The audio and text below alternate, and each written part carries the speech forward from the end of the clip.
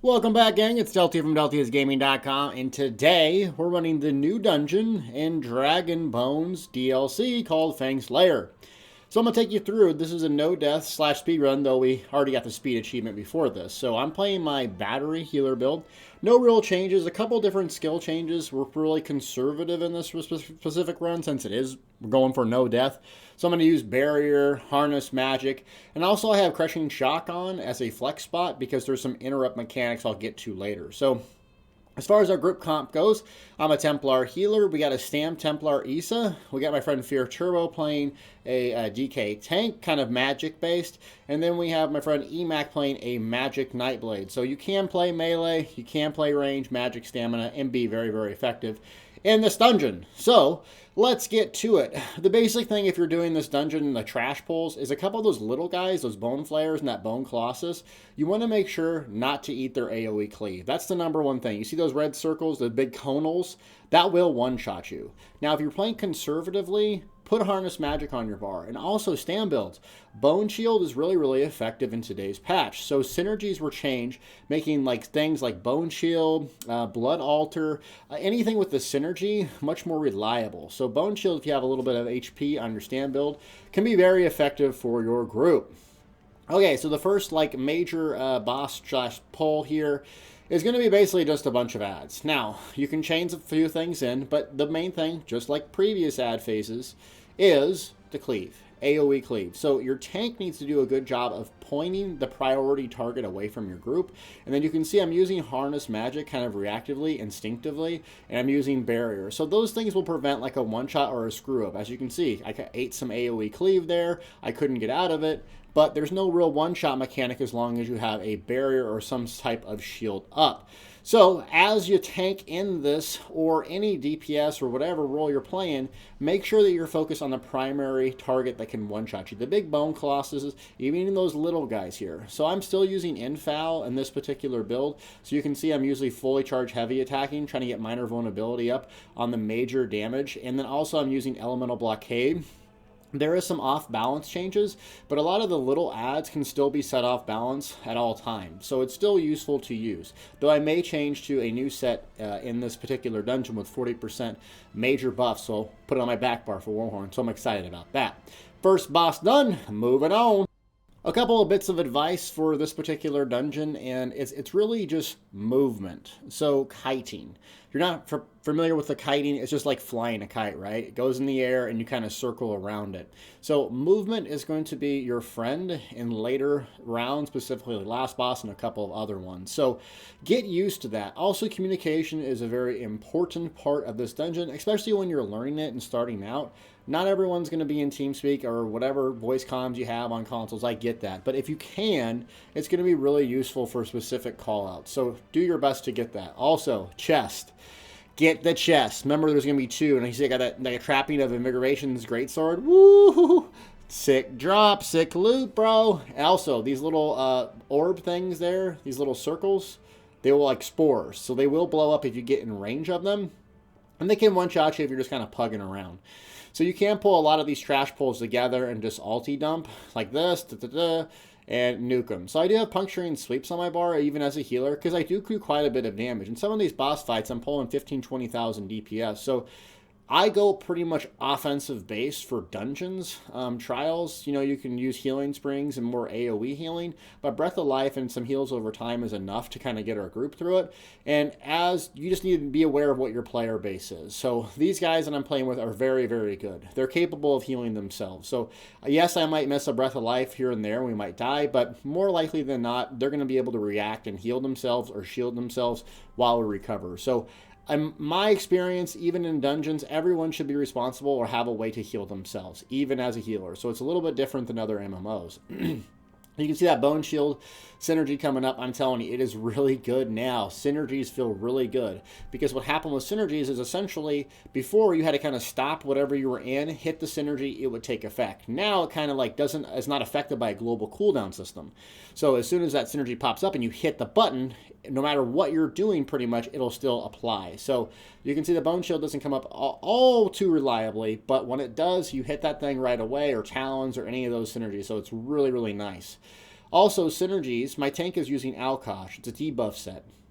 It's kind of meta for tanks because it provides so much more damage to your group because it reduces spell and physical resistance. So anytime you can provide a synergy, whether it's spear, orbs, a ritual, whatever it may be, essentially that will lead to more damage into your group. So with Infal, Alkosh going, some of these other sets like Spell Power Cure, our group is just going to be pumping out damage. And remember, Elder Scrolls Online, these particular dungeons are a little bit more mechanic based, but Elder Scrolls Online has been, always will be about damage. If you can provide more damage to your group, that's almost always better than like mitigation. So aggressive Warhorn most likely will be better than using like Nova, Barrier, Resto Alts, and in particular PvE. Stuff dies, these dungeons are really, really easy. Stuff doesn't die, it becomes really, really hard, and you have to do mechanics more often. So DPS, tanks, healers, you can really amplify the DPS of your group by using Alkosh, Infal, certain buff sets like Spell Power Cure, and then certain buffs like, Aggressive Warhorn, Elemental Blockade, Shock Enchant for that cuss status effect, Off Balance. All these things add up, making it much, much easier to complete content. So when you're seeing groups like mine or some other really good players, just remember that we're pretty much optimized for this particular setup, which is group dungeons. So if it doesn't go this well for you at first, it's okay. Just remember, all of us have played this game for 3 years solid.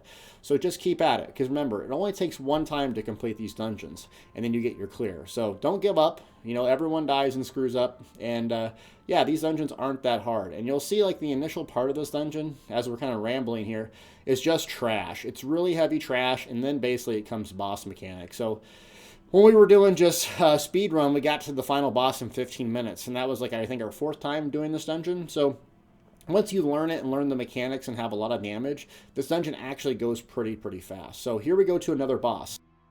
Okay, so this boss is, the mechanic essentially is there's going to be 3 adds to the left. You see those 3 little dogs? Those things will kind of just follow you around and essentially explode. The higher HP they are, the harder they hit. So the boss is that like bone skeleton thing in the middle, and then the Senshei has a stun component with it, so it'll stun you.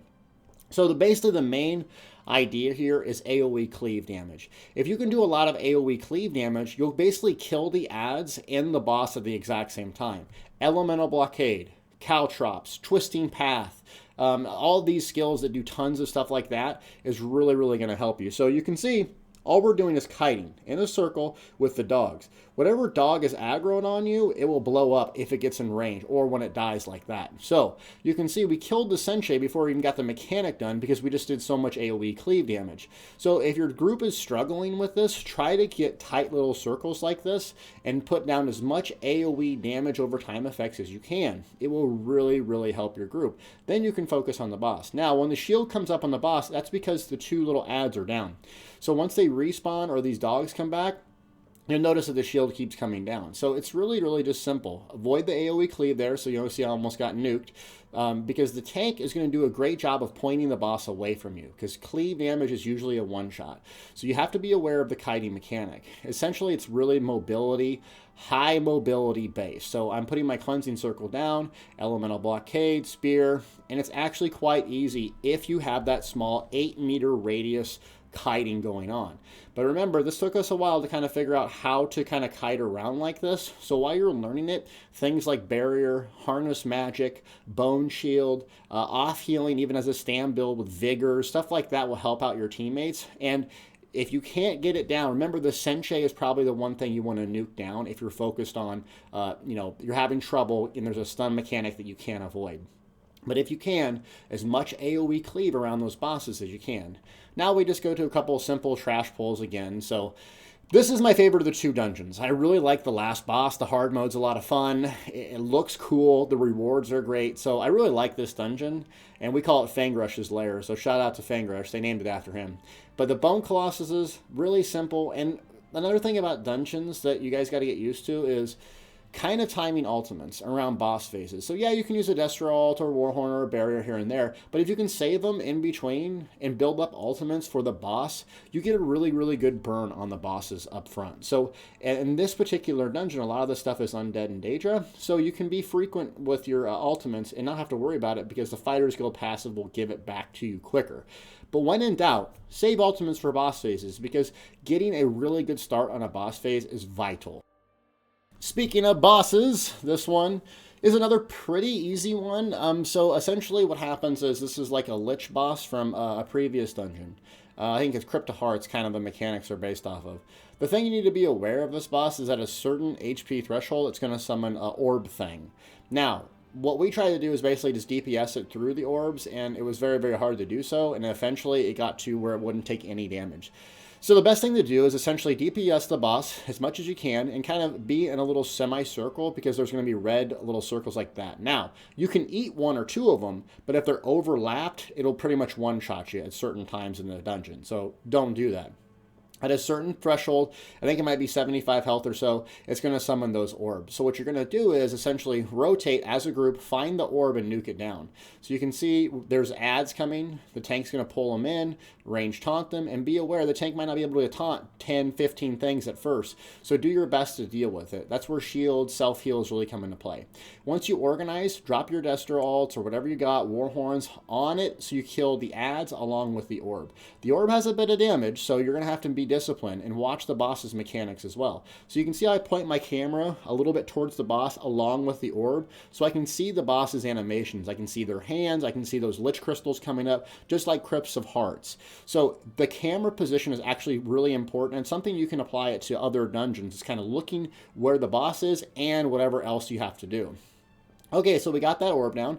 Now we're just going to go back to DPS. Semicircles are best so you don't overlap the orbs. But you can see you can eat about one or two of them. Shields are going to be helpful as well. But what I'm trying to do is apply those debuffs. Minor vulnerability, do a little bit of damage at range here just to kind of pressure it. So we have another orb mechanic. Now we hadn't encountered this before, but apparently the relic spawns a thing where essentially you have shock damage and you can't overlap each other. So this was kind of like, oh, really? No death, it's going to spawn this? And you can see things are blowing up. So we just kind of got in a semicircle, calmed down, did the best we could. Luckily, I have a lot of range, and we have a magic nightblade at range as well, so we can still continue to do damage to it. Shields are very effective, but when in doubt, just don't overlap your buddy, because that will kill you. Remember that a lot of this is damage based, but it's just not panicking. Having a shield, having a defensive ultimate is really, really useful as well. So once you encounter these dungeons at first, and they're kind of unfamiliar, go defensive.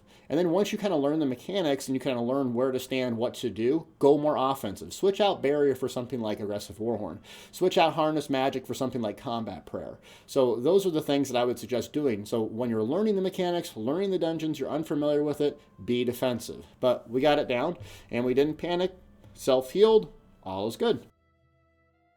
Moving along, and I got a little achievement for that, so that was kind of cool. We didn't even see that coming, but another boss coming, so you can see the beginning of the dungeon is really, a lot of adds. And then we start to get to the bosses. So we skip ahead here to this little guy, and I'm going to use the barrier. Essentially what this guy does is really, really simple. He hits the tank pretty hard, but he's going to change one person. It's kind of a funny, cool little mechanic. So you can see the AoE red circles here that are going to kind of spawn at random, and I get chained. You see that? So basically your DPS needs to rotate and just kill the ad within a certain time. And it's pretty generous as far as the time. It's not as soon as you get there, so I wouldn't say freak out and panic. It's not that big of a deal. The biggest deal is these AoE red circles and the uppercut that the boss does. So if you're tanking it, be aware of that, where you're going to have to block. If you miss a block as a tank in this particular thing, it will kill you. So make sure you do that. So we got Mr. Chains Bang over here. And even as a healer, you can see it's nice having a little bit of damage for these particular mechanics. So you don't have to be just one roll, just sitting there healing, using healing springs and stuff like that. If you can do damage, it's going to be helpful. So here we go. We got the mechanic here. So you can block, harness, and I just kind of reactionary Breath of Life because we are doing a no death run and I had tons of magic. So even just sitting there Breath of Lifing over and over, it's not bad if you're going for no death. But otherwise, I would put like, beam on and just nuke the thing down right away. So now, once we get this, it's a little bit more or less trash pulls until the final boss. So it's pretty easy from here on out. But don't let your guard down. I've been on countless no death runs where it's like, okay, we're starting to think about the last boss and what we need to do, and we let some little stupid pug ad like that kill us. We eat AoE cleave and we die. So when you're doing these no death runs or the run's going really well, try to keep your concentration as best you can, because you don't want to really screw up the run just because you lost concentration. And that particular ad right there that I'm sweepsing cannot be chained in. So if you're tanking this, you might want to put all the crap on top of that particular ad, since it cannot be chained. So some ads in this can't be chained, most of them can. Pretty easy, pretty self-explanatory. As a tank, also Talons is very, very useful, because you can't taunt 6 things at once, so you can like prevent it coming from your healers and DPS.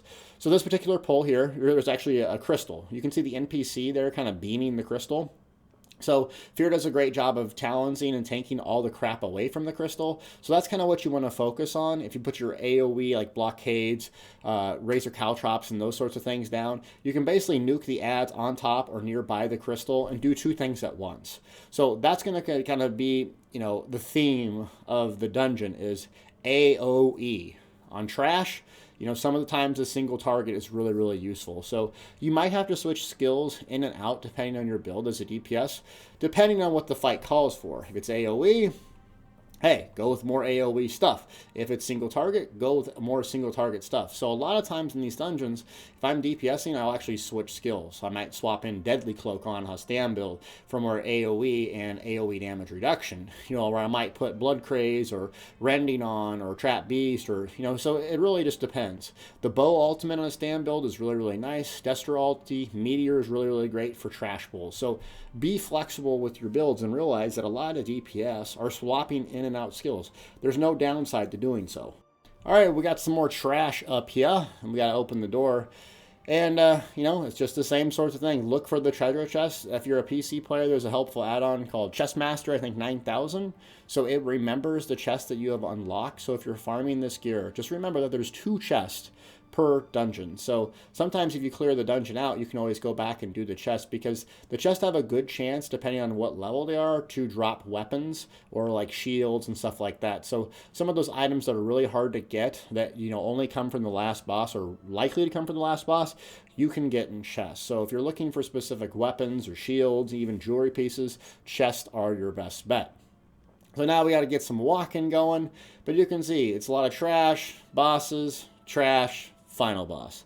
But the final boss is sick. So once again, another trash pull, but you don't want to lose your concentration here. I think I almost get nuked because, I did lose my concentration. So that's why I'm telling you, because we've all screwed up. We've all been that guy. So another thing, be positive in these. I mean, we yelled at each other on stream and got mad because we're competitive and sometimes this stuff is hard.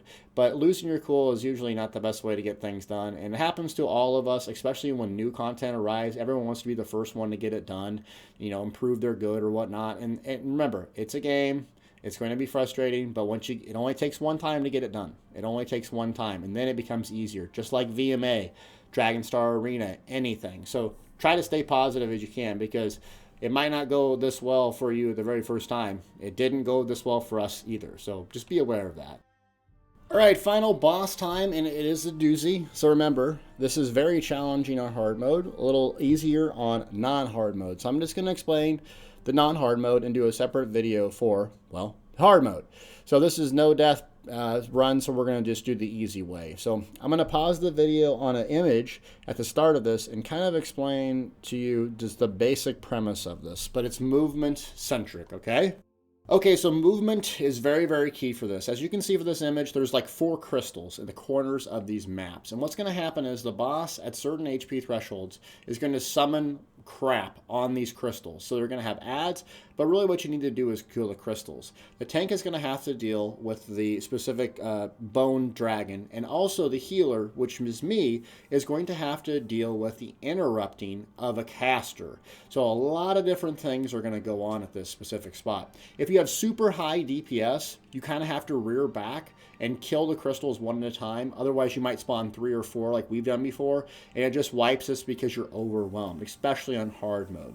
Once this is done, you're going to get to a certain HP threshold, and what's going to happen is it's going to be like a ghost ad phase. And then the ghosts are going to spawn randomly on the walls, like a wave of ghosts. So what's going to happen is the NPC, the bad one, you can see the caster, is going to be at one side. There's going to be a golden person, a good guy that's been with you the whole dungeon, on another side. What you're going to have to do is follow the gold person and go and call it out where they are, and it's going to put up like a shield wall. You have to get behind that, otherwise the ghost lines will just instantly kill you. You can't harness barrier, you can't do anything about it. And you have to hit rinse and repeat that mechanic a couple times. Once that's done, you might get the boss to 0% health, but it will regenerate some health. What's going to happen is the bosses kind of like go up in the air, similar to kind of like Veladreth, and you're going to have like golden circles around. Your group is going to have to get one of these golden circles each, or you will die. The best thing to do is call out. So stand build or someone that's really speedy, like a Magic Nightblade using Refreshing Path, I would suggest them going to the far thing where your tank can get something really, really easy and up front. So it's going to take some time. You might die a few times to kind of get this, but let's see what it looks like in action. All right, so crazy little skeleton's going to summon up here. We're getting fired up. Make sure your potions, weapons, and food are ready to go, because a couple times my food had gone out and I died because of it, and that's you know, a meatball move. So don't do that.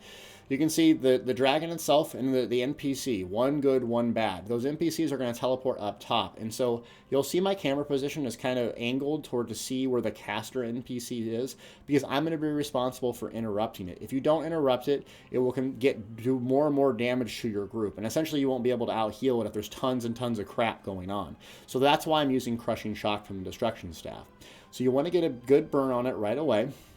See how the NPC teleports up to the top right? So my job is when it teleports down, I'm going to interrupt it. The tank is going to be on this guy, and you're also going to have scarabs to deal with. The scarabs, little green guys, are going to be on the tank. The longer they're on the tank, the more damage it does. So that right there, you can eat that. It was not that much damage dealing, but it will knock you back. So Ghost on hard mode, it's much, much harder to do. So HP threshold, you can see it's going to be summoning these portals. So those are pretty easy to do. I'm just going to try to debuff them, and you can see those are the scarabs I'm talking about. Those things need to be damaged pretty much right away. You'll also be talons by the NPCs. So ritual or some way to get out of it besides dodge rolling is really, really useful, because the longer this goes, the more stamina you're going to have drained. So we're blowing through the DPS right here, and it's a much, much easier on non-hard mode. So kind of position yourself in between the tank and the group of DPS. You can see that pestilence field in the middle. Don't be in that. It's going to lower your healing received, just like the two-piece set that comes out from it. Scarabs, you can see the green one, so the tank's responsible for calling that out. So the DPS switches and kills it real quick. And then you can see, as the damage comes, you can see, uh-oh, the caster just goes up because we're just nuking it down so fast. So 4 crystals. That's when we deal the damage. It goes to 0, goes back up. So you can see the caster over there. We're not even giving the casting phase because we're doing so much damage, which is nice. And then they're ghost lines. So you see how that gold guy is right there? And then there's the ghost lines right there. They come through, but the shield blocks it and prevents us from dying. So the boss won't really do too much AoE cleave damage when you're on top of each other like that, so don't panic when something like that happens. So now what we're looking for is the NPC is going to tell us which side to go on. See how it teleports over there? That means that it's going to, the friendly ghost is going to be on the opposite side of it. See how it runs to us? Puts the shield up, so you're not going to panic. You're just going to continue to do damage, get it down to 0. Now, hit 0, don't freak out. It's not over. It goes back up. Okay, so you can see the 4 portals come back up. Ghost is going to do a little bit more damage, but it's not that heavy damage. It's just more mechanic based. So don't panic with the tons and tons of healing. Really heals over time, and self-heals from the DPS are usually enough to get it. So just like Veladreth, you kind of see it's going to kind of go up in the air here. You get red circles at your feet. These are the golden things I'm talking about. You just have to run over them once. You don't have to stand in it. You don't have to do anything. Now it's going to shoot little poop crap out at you.